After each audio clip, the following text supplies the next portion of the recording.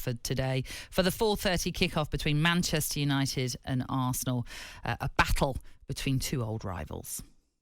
Yeah, should make your ways like Dolly Pop. I don't mind if you go a little football. The near post, it comes back to Fernandes on the volley, edge of the box, rifles it home, and Manchester United score the opener. A little bit more intent, a little bit more energy, moving the ball with tempo, and Fernandes pops up with a captain's finish. To Xhaka who shoots, what a goal from Xhaka, 25 yards out, he hammers it into the corner, beyond David De Gea. When I was younger, watching it on TV and watching that rivalry and those special games between the two teams, obviously playing as a player, winning, obviously a beautiful feeling, and yeah, a magnificent stadium to go there and be us again as a team. But I think what they do well is they cooperate, they support each other, good performance, and it's difficult for opponents to create chances. And that is, I think, what we see in this moment in the pitch. Hearing there from both managers then ahead of this game, Mikel Arteta and Erik ten Hag. So looking forward to this game. Joining us right now from the Highbury podcast and big Arsenal fan, Sophie Nicolaus here in the studio. How are you, Sophie? I'm pretty epic. Hi, Dean. Hi, Natalie. So good to see you again. Oh, it's always a joy to have you here. And actually, I must say, whenever we have a chat to you, whether it's just down the line or in the studio, the comments we get about how great you are is that's wonderful. Is always brilliant. So I just wanted to let you know that. Thank you.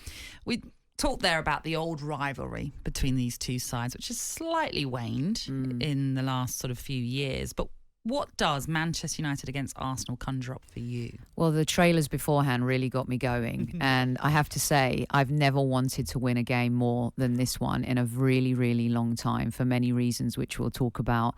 But for me, it's still one of, I know the Manchester City-Liverpool rivalry over the last few years has really kind of grown and given us some fantastic games, but that Manchester United-Arsenal rivalry really helped build the Premier League, and it was a time where both teams had some sensational players who were doing incredible things. And I love the old school, I was listening on the way in, the Pizzagate thing, and I love that kind of stuff and I miss it. And of course, as long as nobody gets hurt, you don't have to be nice and shake hands in the tunnel before the game and swap shirts at half time. I'm just from a different generation that just loves all of that. It's so interesting you say that, because you always saw, I'm sure there was huge respect between Sir Alex Ferguson and Arsene Wenger, but there was always that needle, and you don't see that with Jurgen Klopp and Pep Guardiola and Manchester City and Liverpool. That's not, as you say, that's football that's transformed, it's changed. It's very polite. That's why I love that game at Anfield where Arteta and Klopp were going at it on the sidelines. I love the Antonio Conte Tuchel moment at the beginning of the season. Those kinds of things I think just show there's so much at stake now in football.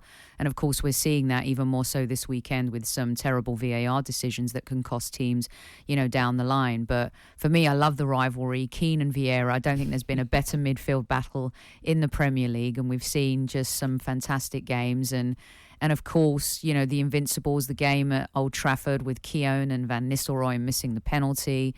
And I was at the Emirates recently towards the end of last season where we beat them 3-1, which was fantastic. So we're both in really similar positions, I think. Two teams. Of course, Manchester United have won a lot more than us in the Premier League. They've won European trophies a lot more than we have. But in terms of two teams that have done incredibly well over the years, we're both, going through an evolution and a rebuild. I think Arteta's a bit further down the line than 100%. Ten Hag. He's got some of the deadwood out that needed to go. And if you think back a couple of years when Sanchez and Ozil were there, they let 14 contracts run down to the final year. And those two were the biggest names. And then Aaron Ramsey obviously wanted the same money that Sanchez was getting. It was like chaos. But he's managed to turn it round, and now they look like a young team, but they've signed two world-class players in Jesus and Zinchenko who know how to win, that every day can be telling Saka and Smith Rowe, this is how we do it. This is how you're supposed to train. This is how you're supposed to play.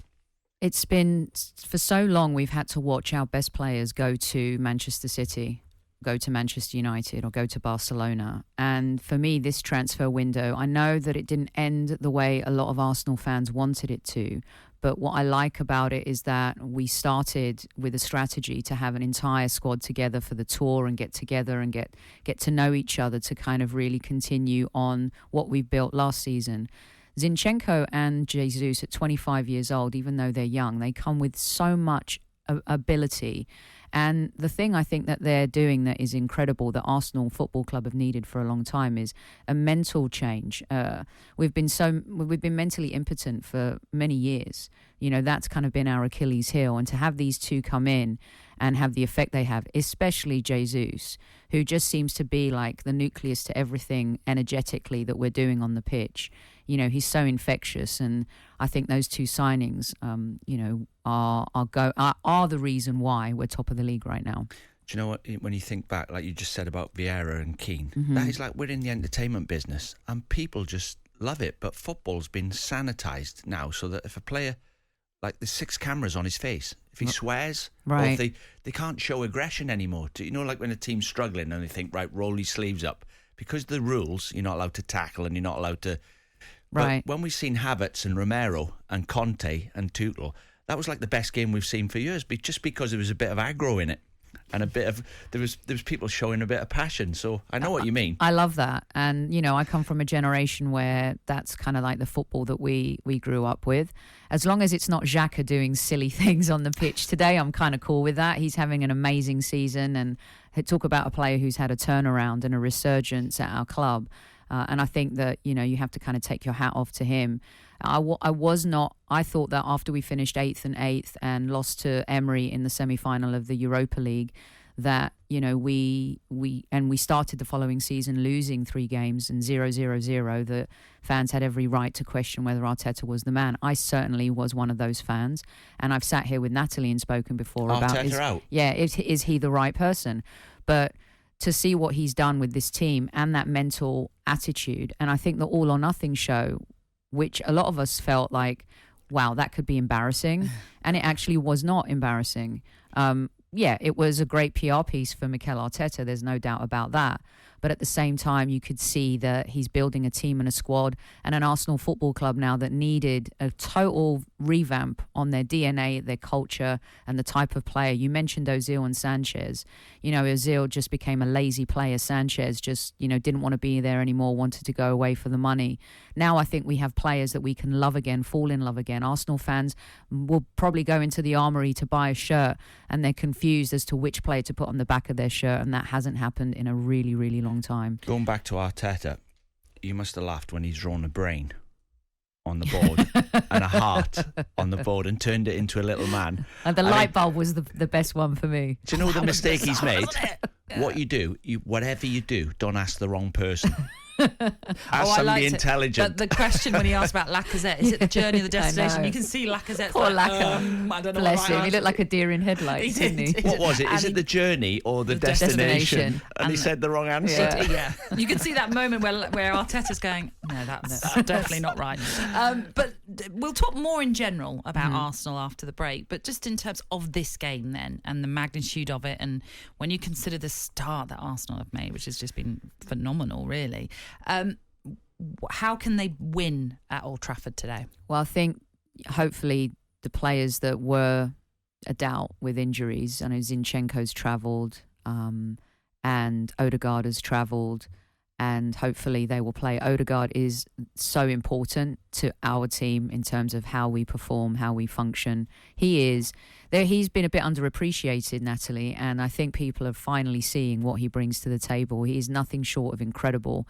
His intuition, his first touch, his second touch. He's also a baller. He's not afraid to get stuck in to challenges. I think he is fundamentally, along with Jesus and Saliba, probably the three, if you're going back to middle to front, that's the spine that is really super important to how we play and perform, and also give confidence to other players as well. And for the Odegaard to be 23, captain of Arsenal. And captain of Norway. Yeah. You know, he's Haaland's captain. That says a lot about him, and it says a lot about what Mikel Arteta and the club have thought about him. I've some Madrid fans who are very upset that they let him go. And when you look at the price that we got him for as well, 35 million, an absolute bargain. So for me, we have to stick to our guns and our fundamentals. We showed Manchester United way too much respect when we were there at Old Trafford last season. We had that game in our hands. We should have gone in for the kill, sat back too much, and were absolutely punished in that second half. So I'm hoping that we go there with the bravery and the energy